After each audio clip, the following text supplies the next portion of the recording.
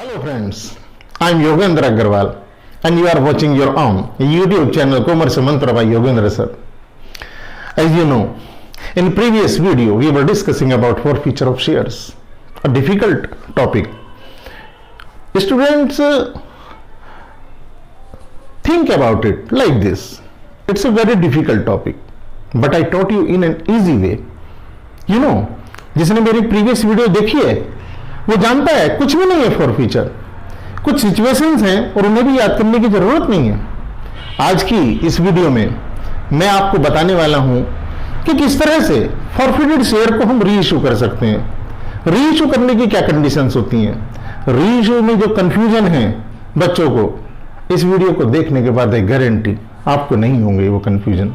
अगर आप भी इन डेप्थ स्टडी में बिलीव करते हैं, अगर आप भी कंसेप्ट वाइज स्टडी में बिलीव करते हैं, तो फिर इस चैनल को सब्सक्राइब कीजिए।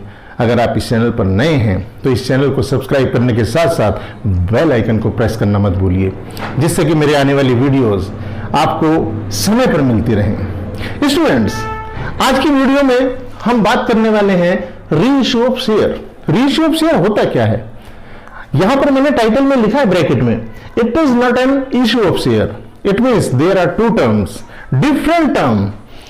एक तो होता है इशू ऑफ शेयर्स, यानी कि ओरिजिनली जब आप शेयर को मार्केट में लेकर के आते हैं, और एक होता है आपका री इशू ऑफ शेयर, यानी कि शेयर तो आपने री इशू कर दिया लेकिन किसी वजह से उस शेयर को आपको शेयर होल्डर से वापस लेना पड़ा। उस शेयर होल्डर को वापस लेकर कंपनी अपने पास तो रखेगी नहीं। कंपनी क्या करेगी? कंपनी के लिए तो वो कागज का टुकड़ा है, उसके लिए कोई वर्थ नहीं है। हाँ, जब वो किसी दूसरे व्यक्ति को उस शेयर को दे देगी तो फिर से उसे कंपनी को कैपिटल प्राप्त होगी, उसको उसकी कंपनी चलाने के लिए पूंजी मिल जाएगी। स्टूडेंट, बड़े साधारण शब्दों में मैं आपको समझा रहा हूं कि अगर किसी वजह से कंपनी इन फॉरफिटेड शेयर्स को अपने ही पास रखे तो आप सोचिए तो सही, क्या कोई वैल्यू है उसके लिए? कंपनी के लिए इसकी कोई वैल्यू है? The answer is no. लेकिन जैसे ही ये किसी दूसरे व्यक्ति को इस शेयर को इशू कर देगी, जिसे हम री इशू कह रहे हैं, तो उसको फिर से पैसा मिलेगा और कंपनी को चलाने के लिए पैसे की तो जरूरत ही है, कैपिटल अरेंज करने के लिए ही तो हमने शेयर इशू किए थे। तो स्टूडेंट्स, हम जब शेयर को री इशू करते हैं तो कितने तरीके से कर सकते हैं, आज मैं इस बारे में बात करने वाला हूं। स्टूडेंट्स, मैंने यहां 3 कंडीशंस लिखी हैं। हम शेयर्स को जब री इशू करते हैं तो री इशू एट पार कर सकते हैं, री इशू एट प्रीमियम कर सकते हैं और री इशू एट डिस्काउंट कर सकते हैं। और अब आप सोच रहे होंगे, सर ये क्या हुआ, शेयर तो इशू हो ही नहीं सकते डिस्काउंट पर। लॉ कहता है, company act 2013, the Indian companies act 2013, ये कहता है you can't issue share on discount. फिर ये क्या है? अरे भाई, अभी तो बताया ये इशू ऑफ शेयर नहीं है, ये री इशू ऑफ शेयर है। जो कंपनी एक्ट मना करता है वो इशू ऑफ शेयर के लिए मना करता है, ये री इशू ऑफ शेयर है और ये री इशू डिस्काउंट पर किया जा सकता है। अब आंसर ये कि भाई हम कितने का डिस्काउंट दे सकते हैं?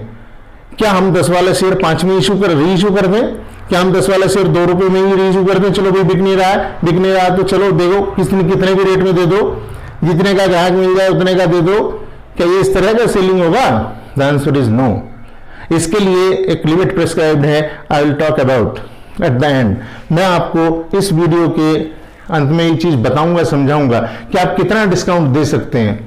तो डिस्काउंट कितना दिया जा सकता है मैं ये भी बताऊंगा, मैक्सिमम डिस्काउंट किस तरह से उसे अप्लाई करते हैं, सारी चीजें मैं आज आपको समझाने वाला हूं। स्टूडेंट्स, जब हम बात करते हैं सबसे पहले reissue of shares at par, तो इसका मतलब क्या है? तो मतलब ये है कि अगर हमने शेयर 10 रुपए वाला है, मतलब उसकी फेस वैल्यू 10 रुपीज है, और उसको हमने री इशू भी 10 रुपीज पर ही कर दिया है, मतलब 10 रुपीज वाला शेयर हमने री इशू भी 10 रुपीज में ही कर दिया है, तो हम ये कहते हैं कि ये री इशू हमने एट पार कर दिया है। अब ये कोड लैंग्वेज भी मिलती है, क्वेश्चन जब आप करेंगे, न्यूमेरिकल क्वेश्चन हम करेंगे तो वहां पर एक लैंग्वेज लिखी मिलती है, उसकी भी मैं बात करूंगा। यहां पर 10 रुपीज का शेयर 10 रुपीज में ही हमने री इशू कर दिया। तो जब हम री इशू करेंगे तो सबसे पहली बात हमारे दिमाग में आती है कि अब इसकी जनरल एंट्री क्या करेंगे, क्योंकि ये तो हम जानते हैं 11th क्लास में भी हम पढ़ के आए हैं, चाहे कोई भी इवेंट हो, कोई भी ट्रांजैक्शन हो, you have to generalize that.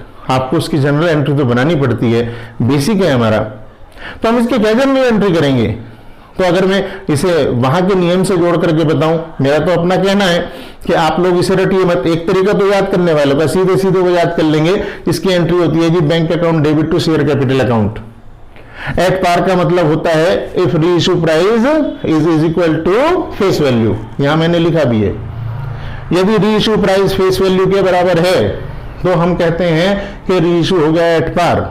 Treatment general entry क्या होगी? तो जनरल एंट्री बड़ी सीधी सी है, bank account to share capital account. लेकिन बैंक अकाउंट को ही क्यों डेबिट किया? तो यहां के लिए हम जनरल एंट्री के रूल जो हम पढ़ करके आए हैं वहां पहुंच सकते हैं। बैंक हमारा क्या है? हमारी एक एसेट है। मॉडर्न अप्रोच की अगर हम बात करें, वहां के हिसाब से देखें तो हमारी कोई एसेट अगर इंक्रीज होती है तो हम उससे डेबिट करते हैं। हमारे पास में जब हम शेयर इशू करेंगे तो पैसे आएंगे, पैसे आएंगे मतलब हमारा बैंक इंक्रीज होगा। हमारी एसेट इंक्रीज होगी तो हम क्या करेंगे? हम उसको डेबिट करेंगे, बैंक अकाउंट डेबिट। और कैपिटल को अगर मैं याद करने के हिसाब से भी कह दूं तो capital is credited when it comes into existence और व्हेन इट इंक्रीजेस। जब कैपिटल इंक्रीज होती है या अस्तित्व में आती है तो हम उसको क्रेडिट करते हैं। तो हमारी bank account debit to share capital account. तो ये कंसेप्ट वाइज भी बात थी। आप लोग जितने भी जनरल एंट्रियां इस चैप्टर में मैं बता रहा हूं या आप याद कर रहे हैं, उनको याद करने के साथ साथ मेरी एडवाइस है कि आप उनको इस तरह से लिंक करें और समझें भी, जिससे आप उसका फ्यूचर में बेहतर इस्तेमाल भी कर पाएं। स्टूडेंट्स, जब मैं बात करता हूं इस एंट्री के बाद, तो पहले इससे पहले वाले वीडियो में मैंने आपको फॉरफीचर बताया था। जब हम शेयर फॉरफिट करते हैं तो उसकी एंट्री क्या होती है?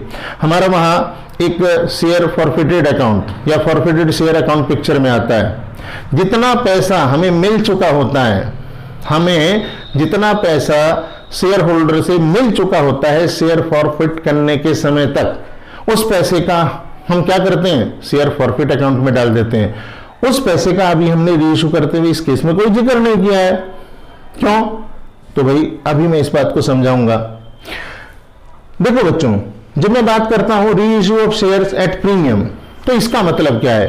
तो ये मैंने फॉरफिट करते हुए भी, जब मैंने शेयर्स की ओरिजिनल एंट्री समझाई, वहां भी बताया कि जब हम शेयर को जब हम शेयर को इशू करते हैं प्रीमियम पर, तो इसका मतलब सीधा सा ये है कि हमारा इशू प्राइस हमारे फेस वैल्यू ऑफ शेयर से ज्यादा होगा। यहां भी वही बात है, लेकिन यहां मैंने शब्द यूज किया है री issue price is more than face value of shares. तो फेस वैल्यू ऑफ शेयर से अगर हमारा ज्यादा होगा री इशू प्राइस, तो उसे हम कह देंगे कि हमने प्रीमियम पर इशू कर दिया है। अब प्रीमियम पर इशू करने का मतलब हमें एंट्री क्या बनानी है? तो एंट्री जैसे आप ओरिजिनल इशू के समय बनाते थे, ऑफ कोर्स ऐसी ही हो जाएगी। कैसे? यहां पर होगा bank account debit to share capital account to security premium reserve account. यही एंट्री तो वहां भी बनाते थे आप। अब कंफ्यूज होने की जरूरत नहीं है। देखो बच्चों, अगर यहां आप सोचें कि वहां भी यही एंट्री थी, यहां भी यही एंट्री है, तो फिर ये री इशू कैसे है? तो इस बात का जवाब अभी आपको मिलने वाला है कि ये री इशू की एंट्री कैसे है, जब एंट्री तो वही हो रही है।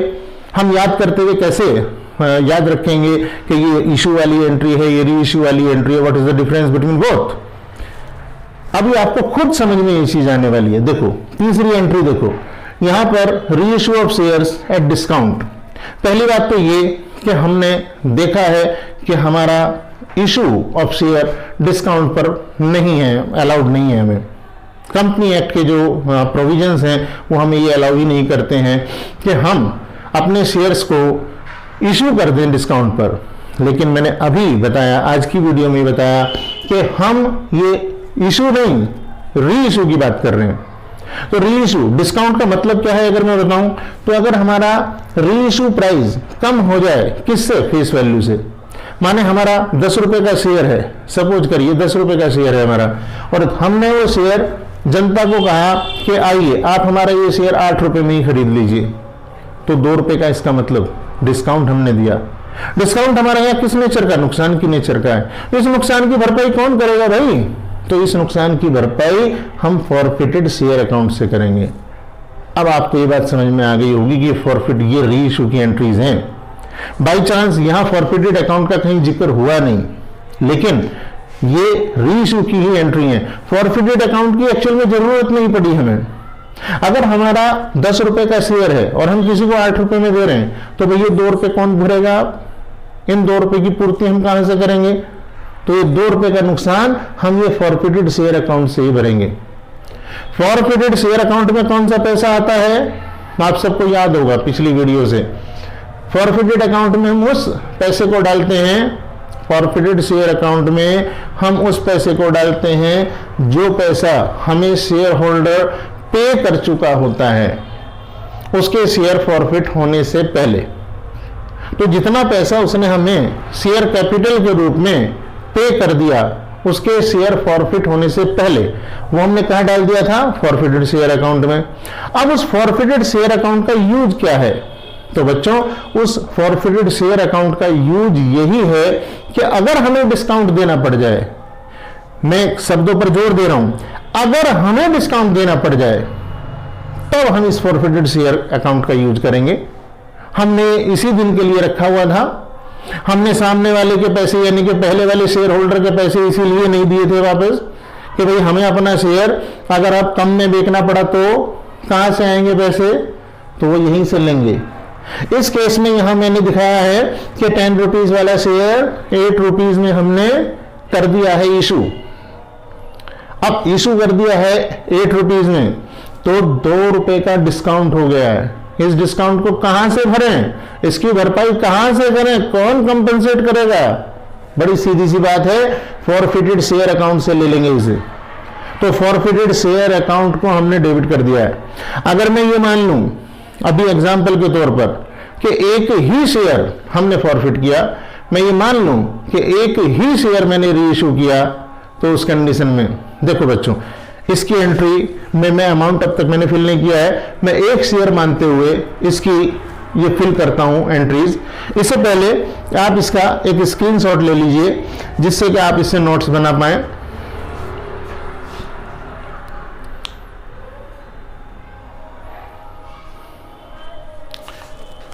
आई होप आप लोगों ने इसका स्क्रीनशॉट ले लिया होगा और इसका अब आप नोट्स के रूप में इसे तैयार कर पाएंगे, क्योंकि ये डायग्रामिक प्रेजेंटेशन जो मैंने दी है यहाँ, ये आपको एग्जाम में बहुत हेल्प करने वाली है।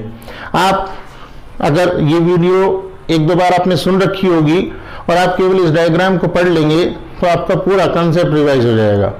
ठीक है, देखो बच्चों, मैं पहले यहीं से शुरू करता हूं। मेरा 10 रुपए वाला शेयर है और 10 रुपए वाला शेयर मैंने दे दिया 8 रुपए में। तो जब मैं शेयर कैपिटल को एग्जिस्टेंस में लाऊंगा तो यहां तो 10 ही रुपीज लिखूंगा, लेकिन बैंक में मेरे 8 रुपए आएंगे और 2 रुपए मैं शेयर फॉरफिट अकाउंट से एडजस्ट करूंगा। इस तरीके से ये 10 रुपीज का खेल पूरा हुआ।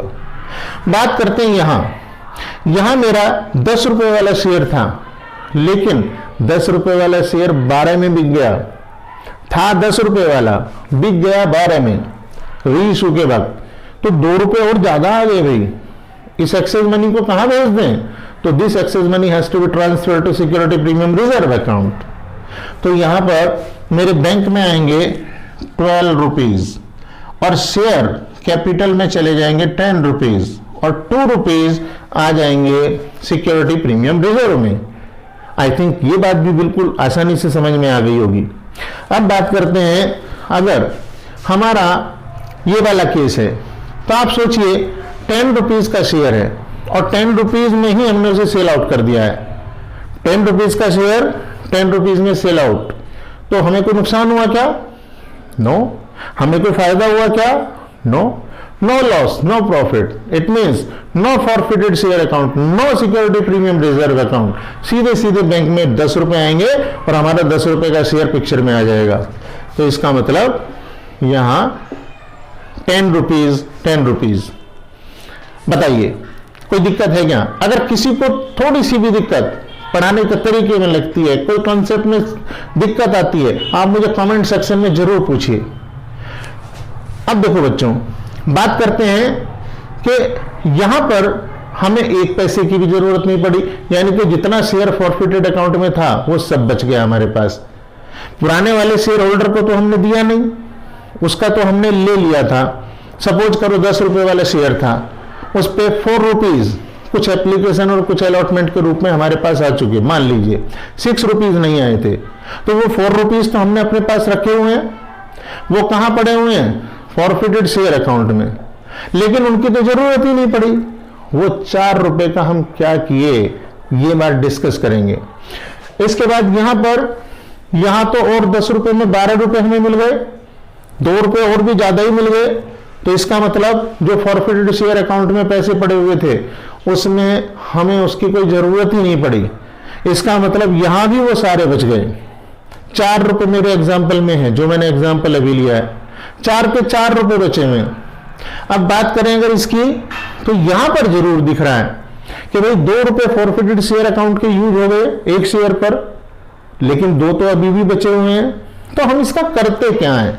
अगर हमारा फॉरफिटेड शेयर अकाउंट में कुछ बच जाए तो उसका हम क्या करते हैं, ये डिस्कशन करेंगे।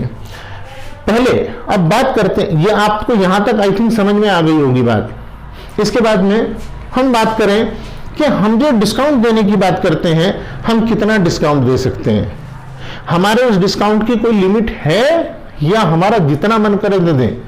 हम 10 रुपए वाले शेयर रीइश्यू करना चाह रहे हैं, कोई खरीदने को तैयार नहीं है, तो हमने कहा भैया 8 में ले लो, 7 में ले लो, 6 में ले लो, 5 में ले लो, 4 में ले लो, 3 में ले लो।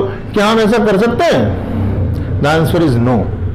कानून के अनुसार, कंपनी एक्ट 2013 के अनुसार, उसके प्रोविजंस के अनुसार हम ऐसा नहीं कर सकते। फिर कितना डिस्काउंट दे सकते हैं हम? तो उसका बड़ा सीधा सा आंसर है, उसका आंसर है जितना अमाउंट आपने फॉरफिट किया हुआ है, this is the maximum amount you can give discount of. आप जिसका डिस्काउंट दे सकते हैं वो केवल वही अमाउंट है जो जितना आपके फॉरफिटेड शेयर अकाउंट में पड़ा हुआ है। मेरे वाले एग्जांपल में जो आज मैं लेकर के चल रहा हूं, 4 रुपए फॉरफिटेड शेयर अकाउंट में पड़े हुए हैं, ये 4 रुपए ही आप केवल डिस्काउंट में दे सकते हो, है ना। अब इसका मतलब मैंने यह शेयर 8 रुपए में सेल करके दिखाया है, मैं 7 रुपए में चाहता तो भी दे सकता था, मैं 6 रुपीज में चाहता तो भी सेल कर सकता था। लेकिन अगर मैं चाहूं कि मैं इसे 5 रुपीज में सेल करना चाहता हूं अपने शेयर को, तो company act doesn't allow me. फिर मुझे कंपनी एक्ट के प्रोविजन से अलाउ नहीं करेंगे, मुझे कानून के प्रोविजन अलाउ नहीं करेंगे। इसका मतलब मैं 5 रुपए में शेयर सेल नहीं कर सकता, क्योंकि 4 रुपए तो मैं फॉरफिटेड शेयर अकाउंट से ले लूंगा।